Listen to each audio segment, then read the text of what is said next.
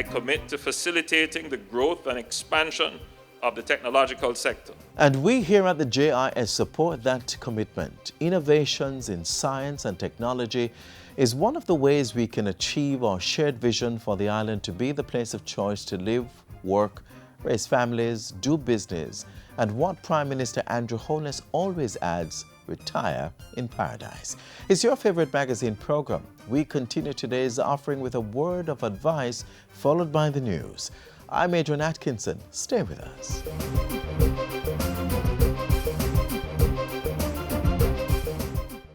Hey, ready to pack? Remember, the importation, manufacturing, distribution, and use of single-use plastic carrier bags, or scandal as we call them, plastic straws, and styrofoam containers will not be allowed come January 1, 2019. Plastics do not decompose readily and end up in our environment as solid waste for many years, stifling our animals, plant life, and our livelihoods too. Rethink, refuse, reduce the use of plastic. Start using environmentally friendly packaging. The ban on plastics is effective as of January 1, 2019. Preserve our land. Support the plastic ban.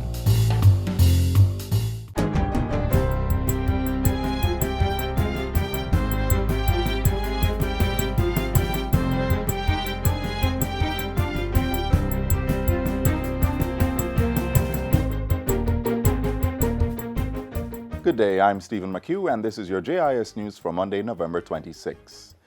The new $1 million bypass road for the 3 miles area is to become a permanent fixture, eventually serving as an option to the main route. The road was initially announced as a fix for the inconvenience caused by the closure of Portia Simpson Miller Square to facilitate the ongoing Hagley Park Road Improvement Project. But while touring the road last week, Prime Minister Andrew Holness said the bypass could become the main route for heavy equipment and people heading to the port, while regular traffic flows along Spanish Town Road. The 1.4-kilometer road links Chesterfield Drive with Marcus Garvey Drive. The Prime Minister says that, given the isolation of the area, security arrangements will be put in place for the bypass road. The road will be facilitated with streetlights. There will be a soft shoulder, and there are sidewalks in place. But you definitely will have to have security presence.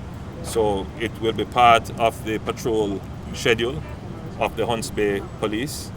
It will probably, in the initial stages, have to be manned by the Public Safety and Traffic Enforcement Branch. The bypass road is about 90% complete and will be opened to the public soon. In the meantime, Prime Minister Andrew Holness is also assuring commuters that the overpass and other infrastructure under the Hagley Park Road Improvement Project are being built for resilience and the ability to sustain the effects of climate change. And so even the bypass road that we have almost completed, additional provisions will be made for drainage and to protect the road. It is also clear to me that NEPA will have to do significant work in that area to ensure that the drains are not taking commercial pollutants and that the public using that thoroughfare will not be exposed. As he toured the site last week, Mr. Holness commended the National Works Agency and the China Harbor Engineering Company for the quality and speed of the work being done. He also thanked residents and business owners in the area for their cooperation during the process and urged the NWA to ensure their cooperation was not abused. The Bank of Jamaica is forecasting continued positive macroeconomic outlook for Jamaica, with more buoyant commercial activities and job creation over the next 2 years.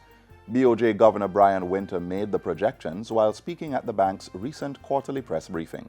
Bank of Jamaica is expecting that there will be further improvements in labor market conditions and employment over the next 2 years. The expected growth predominantly reflects an improvement in net external demand, buoyed by increased production in mining and quarrying, and expansion in construction and tourism-related activities. Mr. Winter says other encouraging factors include continued pickup in credit extended to the private sector by deposit-taking institutions. This has led the central bank to hold its policy interest rate unchanged at its 2% low. The BOJ governor says this should continue to encourage increased economic activity and job creation, financed by strong growth in credit to the private sector. The Agriculture Ministry, through its Plant Quarantine and Produce Inspection Branch, has suspended permits for the importation of romaine lettuce from the United States. The import suspension comes in the wake of an E. coli outbreak linked to lettuce in 11 states across the U.S.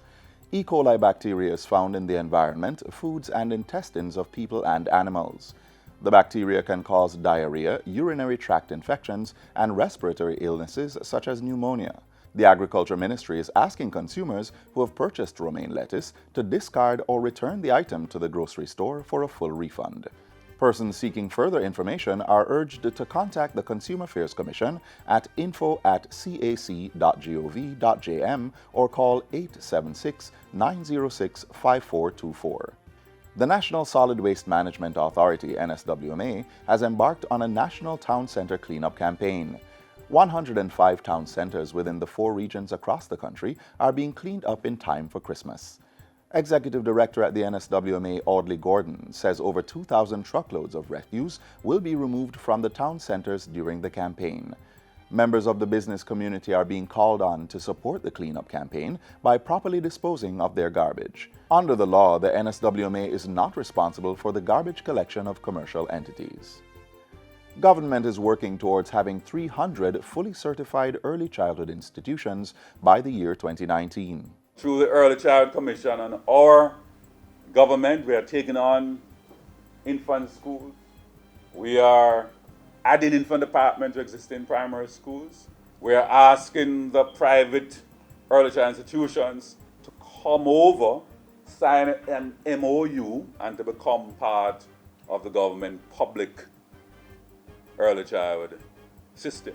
The education minister was addressing a recent ceremony where the Japanese government donated $17,000 worth of stimulation resources for the Brain Builders program.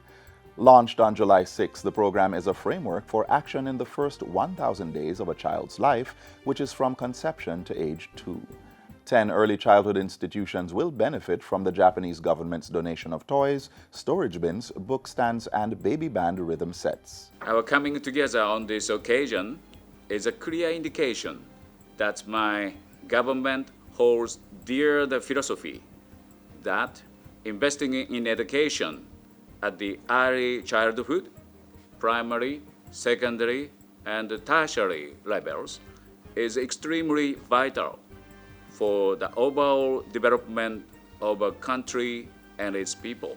And finally, 57 young people who have made invaluable contributions in various areas of national life have been presented with the Prime Minister's Youth Awards for Excellence.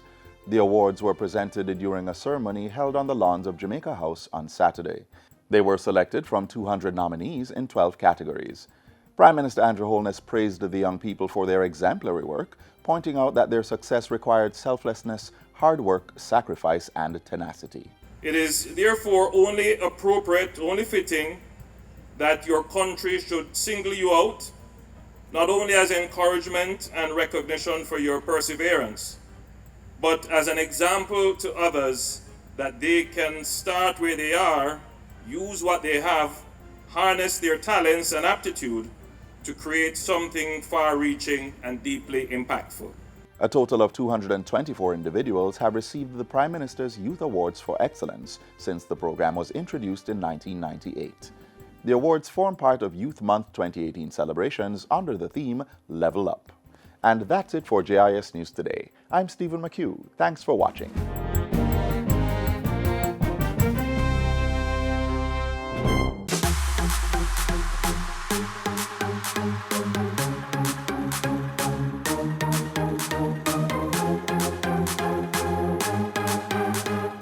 We really want all of you to start thinking about how are you going to level up this November. And level up for us starts with self. So it's really a call to action for you to look at yourself and to see what can you do better, what more can you give, what more do you want to be. So we want all of you to use Youth Month to recommit, to do more, to do better, to go harder. But not just for self, but for communities. because we believe that young people can change communities. But more than that, level up in your own lives so that we can level up Jamaica. Level, level, level up.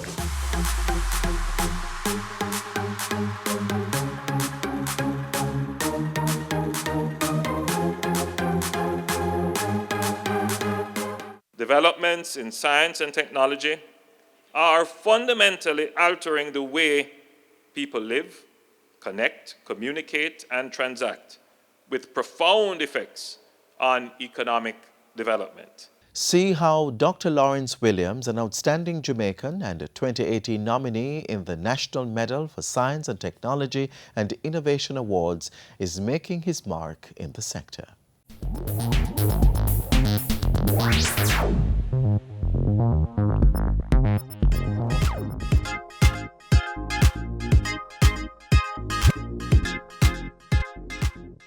Research scientists, the answer to the equation of product development. Vital to our everyday lives, they leave their mark in various fields, be it medicine, food, pesticides, or cosmetics. Meet Dr. Lawrence Williams, a scientist who has devoted his life to research, a Jamaican who serves as an example of the scientific brain the island has to offer.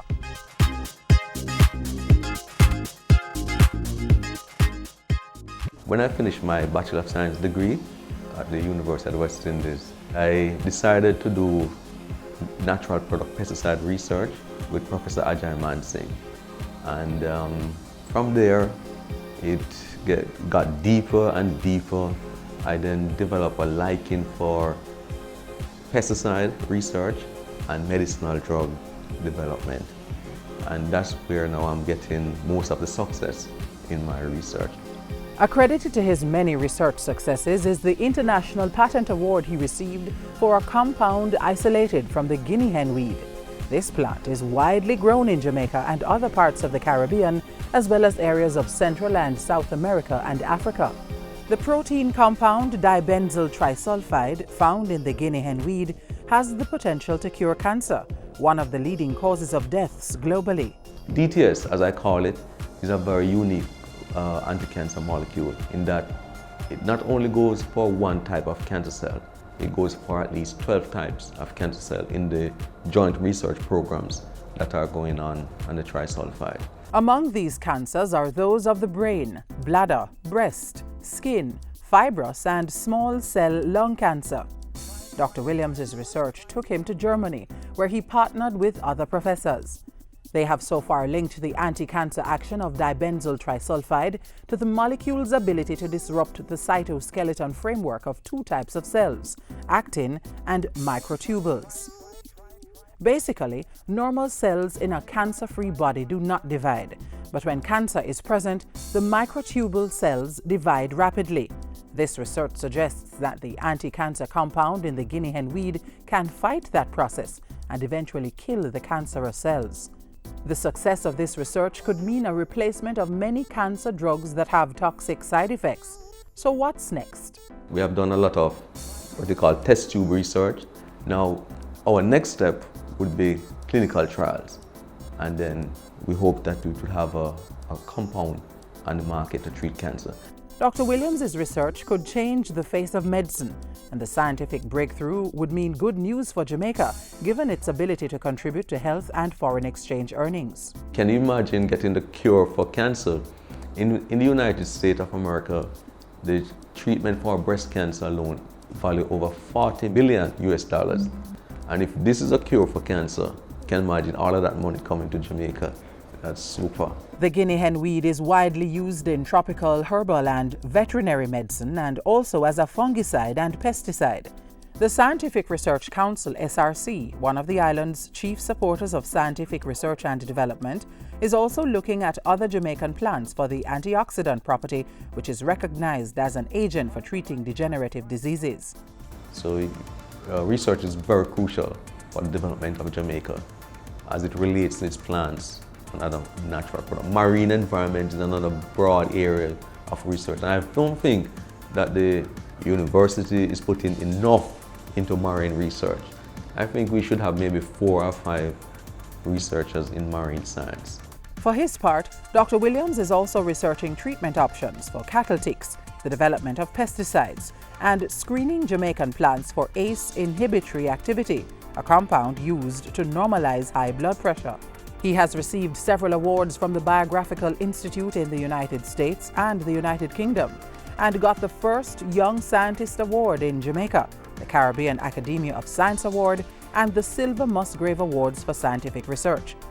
A mentor to young scientists, Dr. Williams strongly believes that acquiring their PhD and doing postdoctorate research will build confidence in their ability to carry out more advanced research. When you're well trained as a scientist, you can have a broad command of various fields.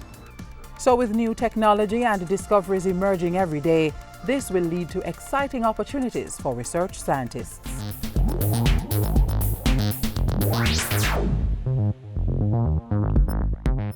The National Medal for Science and Technology and Innovation Awards was held November 21, and the JIS congratulates the winner, another outstanding Jamaican, Joy Spence, the first woman to hold the position of Master Blender in the spirits industry.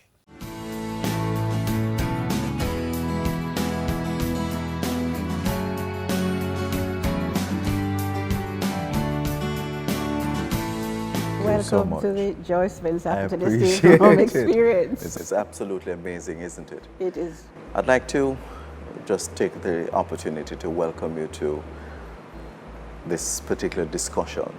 And I know it's over 25 years since you've been in the business, but we want to go back as far as we possibly can to early days. Where did you grow up and what was life like for you? What were your dreams and aspirations? Well, I grew up in Kingston, although I was born in Manchester, but we moved to Kingston at about age 2. And I attended micropracticing primary. Then I went to Holy Childhood High School, and that's where I fell in love with chemistry because of my chemistry teacher. Right. So I decided that I wanted to become the best chemist there is in the world. And so I pursued a degree in chemistry at the University of the West Indies, where I graduated with a BSc in first class honors. At that point, I thought I probably would be in a research laboratory. Yes. But I actually went back to my alma mater and did a stint of teaching in chemistry for the upper school.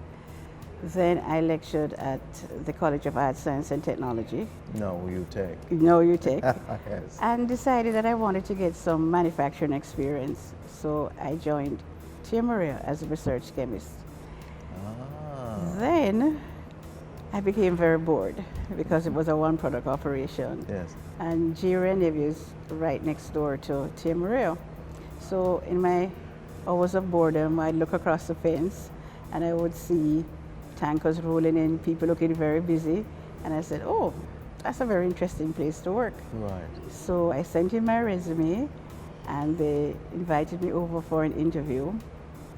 They interviewed me and said, well, actually, we do not have a position available, but we were so impressed with your resume.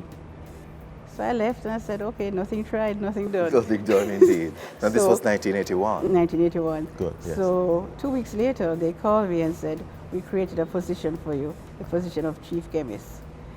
And this is when I fell in love with rum, because I never drank rum before that time.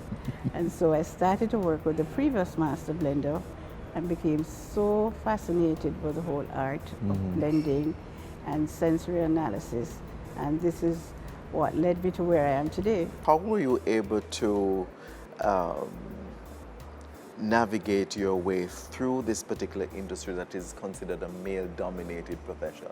Well, first of all, I understudied the previous master blender for 17 years. Yes. So everyone in the industry knew that I was understudying him. So when he retired, I was appointed master blender. And it was at that point in time when we did our research that we realized that there was no other female in the entire world that was a master blender. Right. And I said to myself, I never thought that I would, you know, have accomplished anything as great as this, being the first woman to actually shatter the glass ceiling for other women. Right. How did that make you feel after being appointed the first female master blender?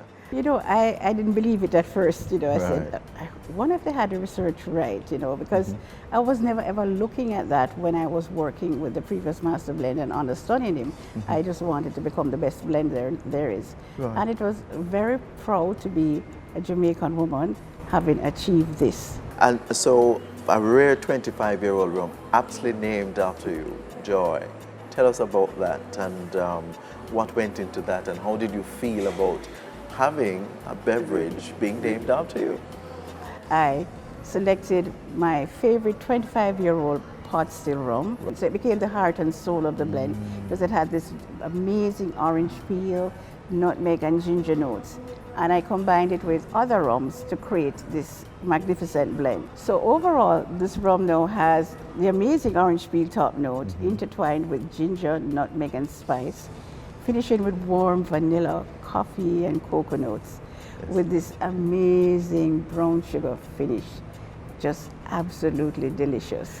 But how does it feel to be described as a visionary craftswoman extraordinaire? It's a humbling feeling, Yes. it's a proud feeling, and importantly, I like to, you know, encourage young women who are looking at a profession to think outside the box and to look at how you can apply chemistry in very interesting fields such as the one that I am in. I know that the words that you've given will no doubt empower so many lives in a profound way. So thank you so much for talking with us. and I Thank wish you for having total me on your blessing. program.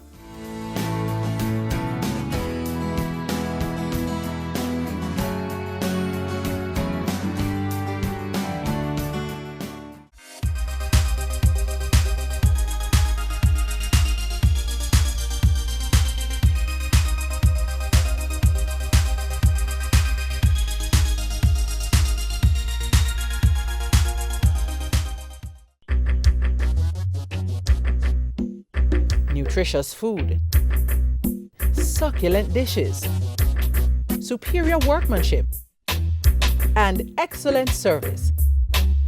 Jamaica is on the go. Let's grow what we eat and eat what we grow. Let's harness the indomitable spirit of our most valued resource, our people. Let's support our local businesses. After all, buying Jamaican means building Jamaica. It's all around us. It influences how we work, learn, live, play, and plan for the future.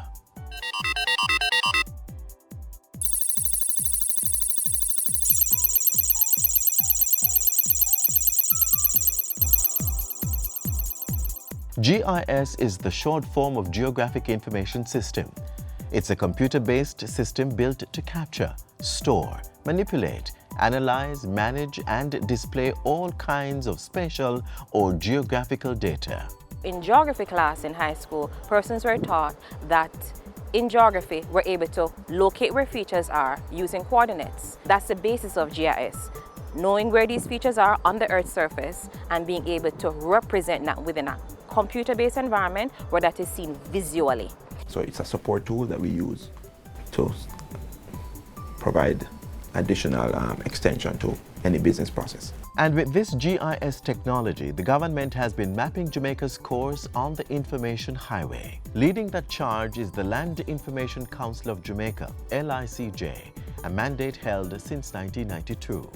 Jamaica is considered the leading country within the English-speaking Caribbean with regards to GIS. We're able to provide direction, policy development. In addition to coordinating the implementation of a National Land Information Policy Strategy, the LICJ has also been instrumental in developing a national GIS network.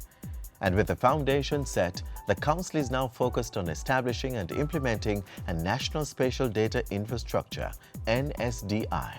Through that infrastructure, government will be able to capture, manage, maintain, integrate, discover, and distribute spatial data at all levels of society.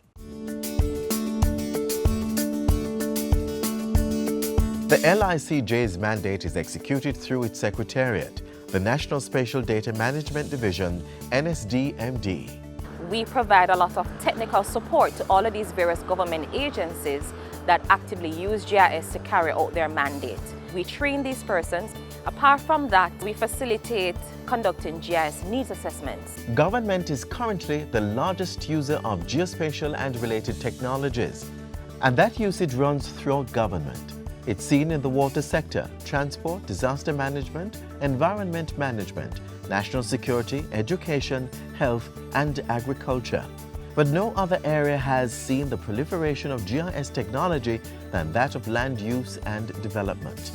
At the Urban Development Corporation, GIS is used to streamline operations in various departments, including estate management, business development, architecture, and corporate security. We're on the road now to our 50th anniversary, and we see GIS as being that enabling tool to provide UDC now with not just the way to make better decisions in development, but also improving UDC's image as a modern entity. The same is true for the National Land Agency's land titling, land valuation, surveys and mapping, and estate management divisions.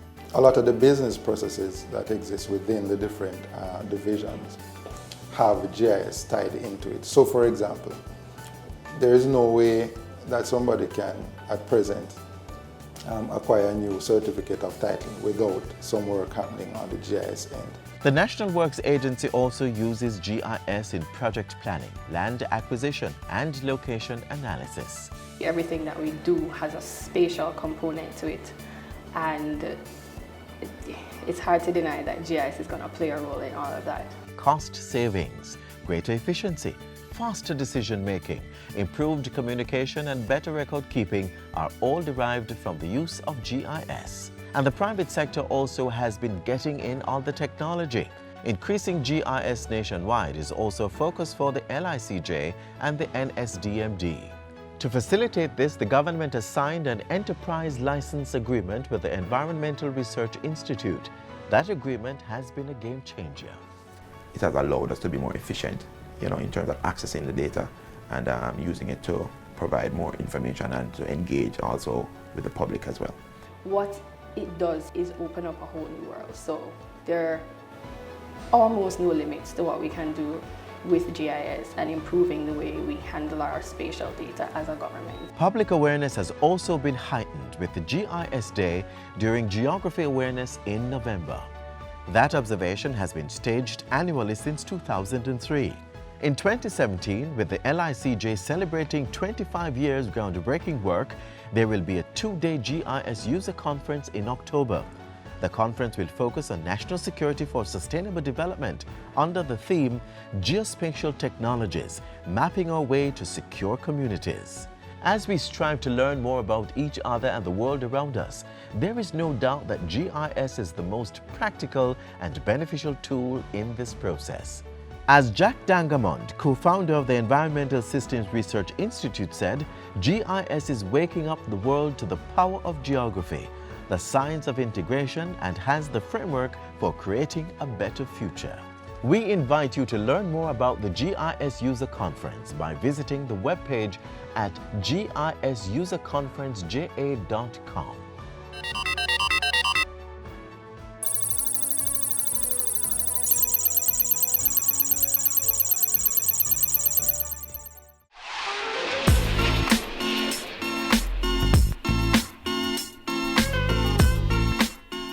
And that's all we have for you on this station today, but the information flows 24/7 at the jis.gov.jm or on our YouTube channel. We invite you to join us on social media, where we maintain a strong presence on all the major platforms. There's also our trusted mobile apps that's Android and iOS compatible. On behalf of the entire team here at the JIS, I'm Adrian Atkinson. Thanks for watching.